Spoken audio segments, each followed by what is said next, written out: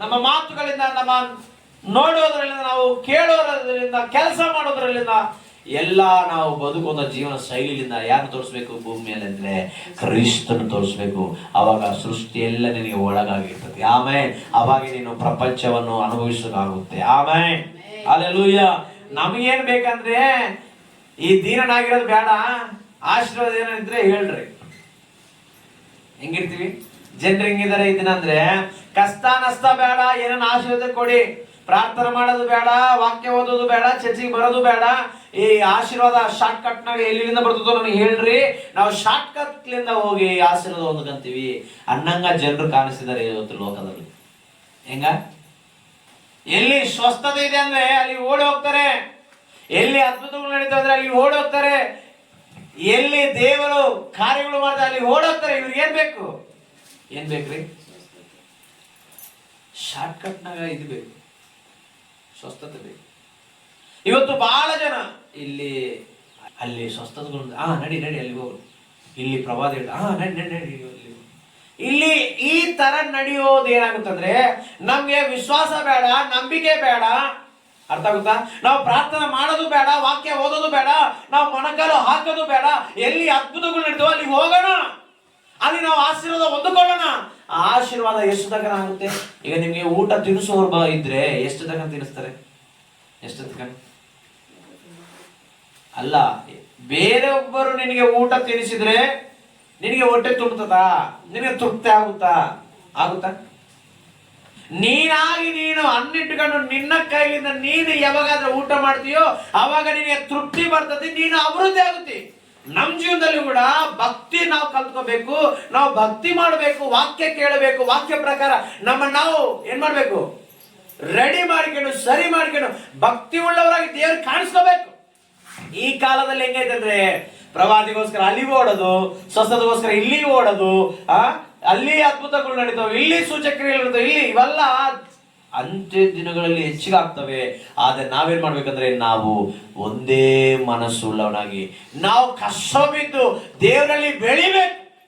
ಏನ್ ಮಾಡ್ಬೇಕು? ಅವಾಗ ನಿಮಗೆ ಸುಖವು ಕ್ಷೇಮ. ಅಂದ್ರೆ ಇದು ಶಾರ್ಟ್ ಕಟ್. ಸ್ವಸ್ಥತೆ ಬೇಕಂದ್ರೆ ನೀವೇನ್ ಮಾಡ್ಬೇಕು? ಪ್ರವಾದಿ ಬೇಕಂದ್ರೆ ಪ್ರವಾದಿ ಅಂದ್ರೆ ದೇವ್ರು ಮಾತಾಡುವಂತ ವಿಷಯಗಳು, ಹೌದಲ್ಲ? ಎಲ್ಲ ಇದೊಂದು ನಾವು ಸತ್ಯ ತಿಳ್ಕೊಳ್ಳೋಣ. ಈಗ ನಿಮ್ಗೆ ಸ್ವಸ್ಥತೆ ಬೇಕು. ಸ್ವಸ್ಥತೆ ಬೇಕಂದ್ರೆ ದೇವರಲ್ಲಿ ಸ್ವಸ್ಥತೆ ಮಾಡ್ತಿದ್ದಾನಂತ ಎಲ್ಲಾ ಜನರು ಏನ್ ಮಾಡ್ತಾರೆ? ಸ್ವಸ್ಥತೆ ಮಾಡುವಂತ ಓಡಿ ಹೋಗ್ತಾರಲ್ಲ. ಯಾಕೆ ಅಲ್ಲಿ ಹೋಗ್ತಾರೆ? ಸ್ವಸ್ಥತೆಗೋಸ್ಕರ ಹೋಗ್ತಾರೆ.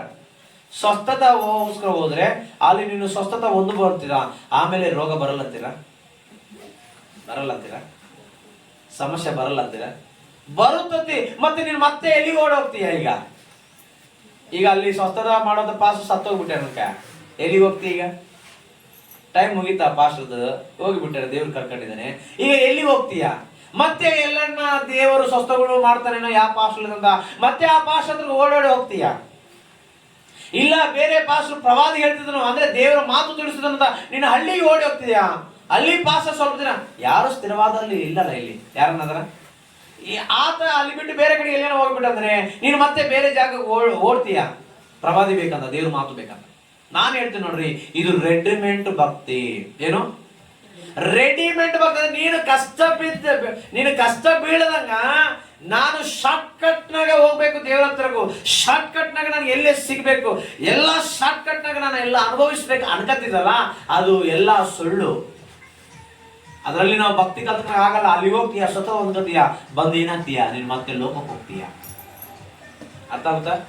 ಈಗ ಸ್ವಸ್ಥದ ಹೊಂದುವವರು ಪ್ರವಾದ ಹೊಂದ್ಕೊಂಡು ಬಂದು ಏನ್ ಮಾಡ್ತದೆ? ಎಲ್ಲಾ ನಾನು ಸುಖವಾಗಿ ಅದನ್ನ ಅನ್ಕೊಂಡು ಮತ್ತೆ ತಿರುಗಿ ಲೋಕಕ್ಕೆ ಹೋಗ್ಬಿಡ್ತಾನೆ.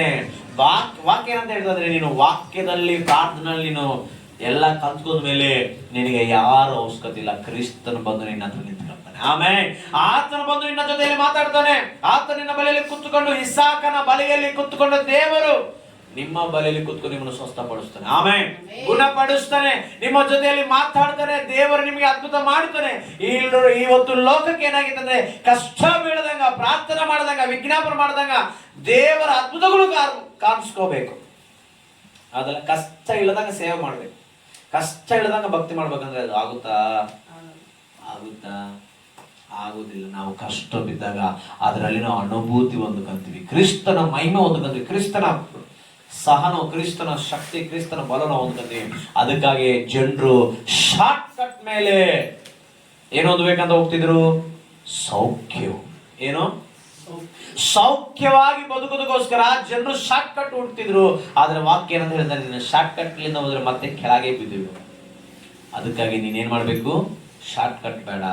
ನೀವು ಚೆನ್ನಾಗಿ ಪ್ರಾರ್ಥನದಲ್ಲಿ, ವಾಕ್ಯದಲ್ಲಿ, ವಿಶ್ವಾಸದಲ್ಲಿ, ನಂಬಿಕೆಯಲ್ಲಿ ನಿನ್ನ ಮನಸ್ಸು ರೂಪಾಂತರ ಹೊಂದಿ ನೀನು ದೀನ ಮನಸ್ಸು ಉಳ್ಳವರಾಗಿದ್ರೆ, ಆಮೇಲೆ ನೀವು ದೀನರಾಗಿದ್ರೆ ಅವಾಗ ದೇವರು ನಿಮ್ಮನ್ನು ಏನ್ ಮಾಡ್ತಾನೆ?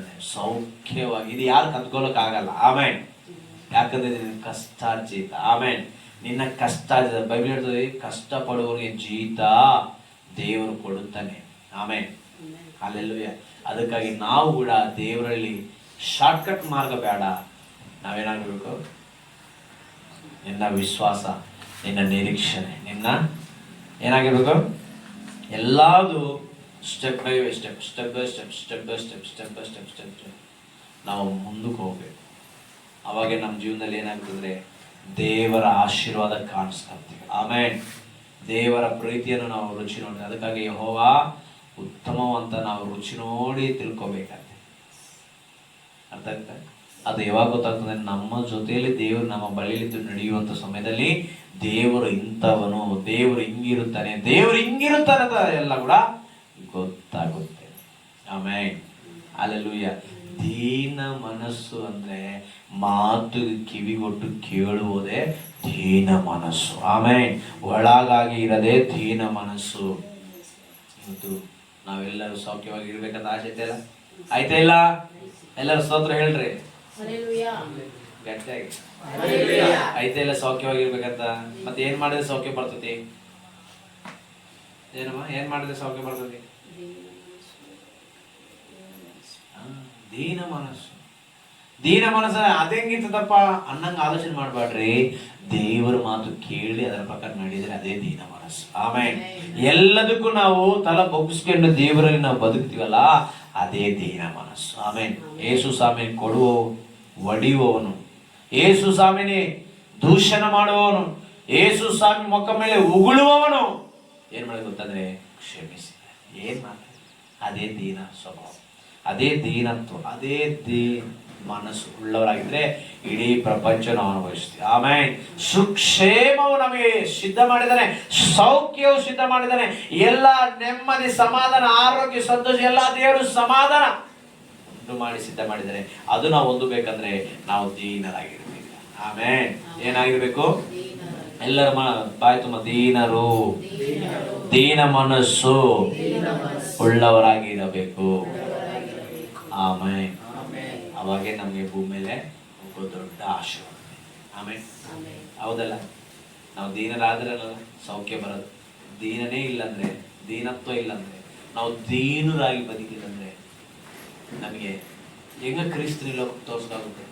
ತೋರ್ಸಕ್ಕೂ ಆಗುತ್ತೆ. ಅದಕ್ಕಾಗಿ ನಾವು ದೀನರಾಗಿ ಭೂಮಿಯೆಲ್ಲ ಬದುಕಬೇಕು. ಮತ್ತೆ ಪ್ರಾರ್ಥನೆ ಮಾಡೋಣ. ಅದಕ್ಕಾಗಿ ದೇವರೇ, ನಾನು ನಿನ್ನ ಸನ್ನಿಧಾನದಲ್ಲಿ ದೀನರಾಗಿರಬೇಕಯ್ಯ, ನಿನಗೆ ಆಧೀನರಾಗಿರ್ಬೇಕಯ್ಯ.